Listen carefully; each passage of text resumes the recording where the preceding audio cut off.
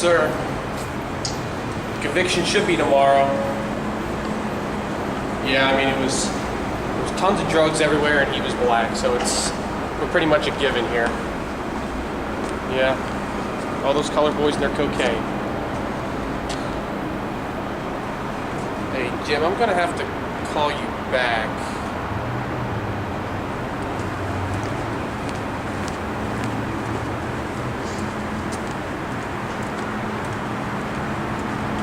Hey, boy.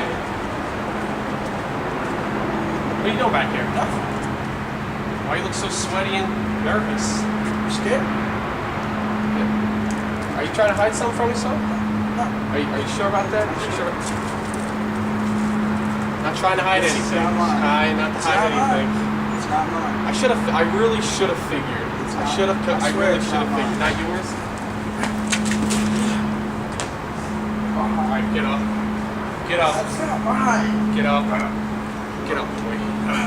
It's not yours. Yeah, I'm sure it wasn't yours. It's never any of theirs. I don't believe that there is a link between the two. I believe no matter what color you are, whether you're black, you're white, whether you're Hispanic, Asian, that it doesn't matter, that just as many people have drugs available to them now, if not more so than years past. No matter what color you are, no matter what poverty or how rich you are, it doesn't matter. You're able to get them, you're able to use them, and if anything, you're able to do it more now than ever in the past. So I don't believe that there's a link between the two. Hey, how are you today? I'm good. How are you? I'm good. I just wanted to ask you a few questions. Are you willing to answer them? Sure. Okay. So, what are your views on the war on drugs? Basically, like between like racism and drugs. Drugs and racism. Yeah. I just feel like white people have all the power when it comes to that, and they just kind of get you guys to do the dirty work. Okay. As in black people, right? Right. Okay. Right. The minorities. Right. Yeah. Okay, so I also have a question. What are your views on the healthcare side of that, like racism and healthcare? Ooh. When it comes to like lower class, middle class, and I think you guys out here, like y'all are in the city. They know what they're doing to you guys, and it's just they also know like what they're providing you with and what they're not providing you with. And people in the county obviously have better, they have better resources than you guys do here. And it sucks. Okay, thank you for your time. I really appreciate it. Have a good day. Mrs. Robinson?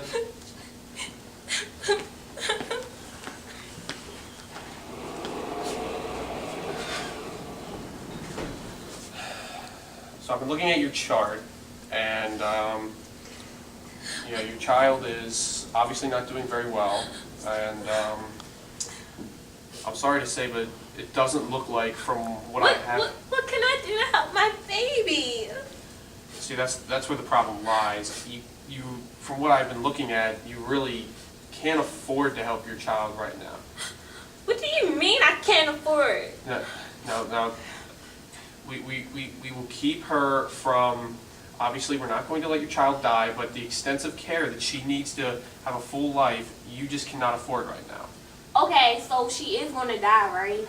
Because no, not necessarily. I can't afford it. No, I'm a single mother with a newborn child. What do you expect? I'm sorry. Okay, I'm sorry. There's no need to get mad at me. We were doing all we can, but you're not doing all you can because you're not paying for my child with the. I'm very sorry, but it just doesn't look like, from what I have in your chart here, that you cannot afford it. Oh my goodness. I'm sorry. No. I mean, there's really not much more I can say right now. I'm very sorry. I'm gonna have a nurse come right back to help you right now. I'm sorry. No.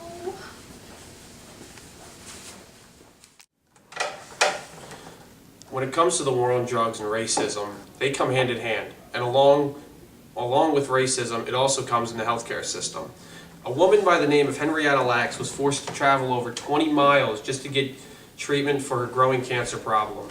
It had been causing her pain for weeks, but she was denied a lot of services and was forced to travel at a long distance that many white males would not be forced to travel.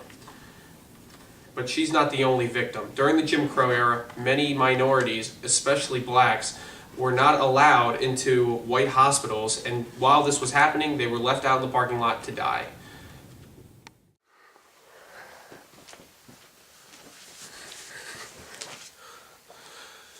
So when it comes to the war on drugs and inequality, racism, healthcare, all those topics, you know, they get thrown out a lot, and they all seem to come hand in hand with each other. And you know, I mean, it's not a pretty subject. It never has, and the reason for that is it's just a very complicated and just messed up situation in general. And what do I mean by that? I mean that the policies that we have in place are geared more towards the majority.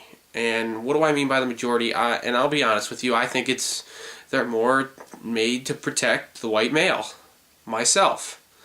I think that minorities do get, you know, they get stuck with the bill, I guess you could say, and it's not fair. I mean, the policies that we have right now in the war on drugs are so against the minority, in my opinion. It's just not, it's never going to work.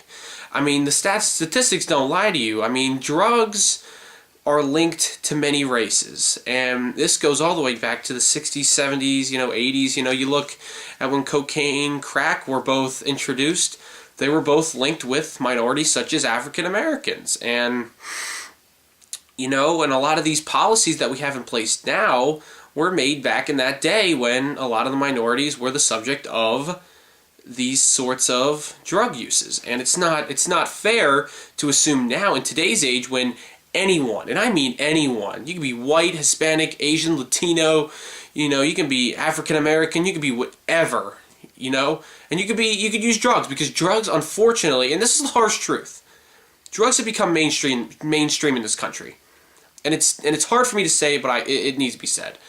Drugs have become mainstream in the United States, and it's a very touchy subject when you say something like that, but it's true, and we still are using these policies that link certain drugs to certain races, and yes, maybe back in the day it was a little bit more prevalent, but also back in the day we had things like Jim Crow laws and inequality, and you use that bathroom, I use that bathroom, you sit on this place on the bus, I sit on this place on the bus, and we all go home happy.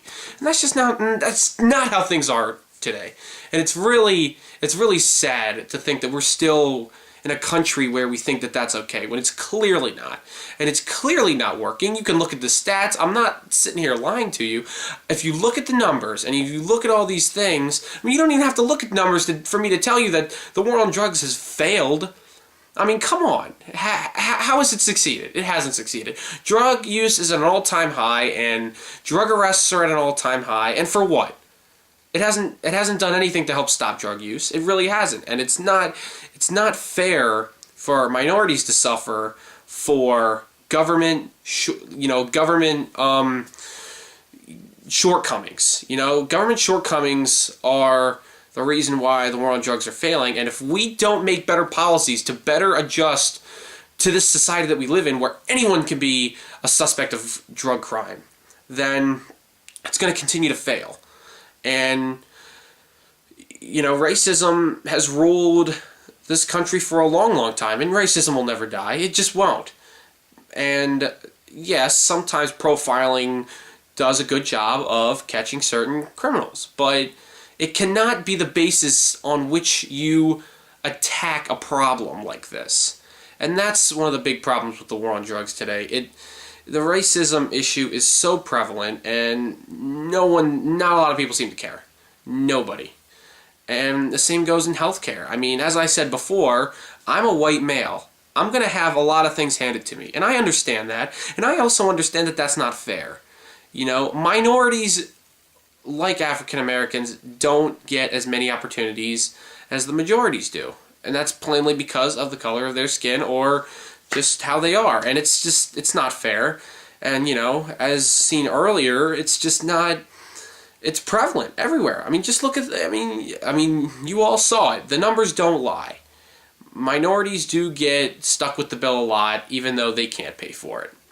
And it's really not fair. And this country has got to make a change in these policies to help make equality the way it should be.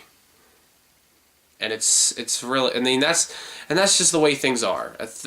But things aren't going to change until our government can accept its mistakes, that these policies aren't what they are, aren't getting the job done. And it's simply not fair. Simply not fair.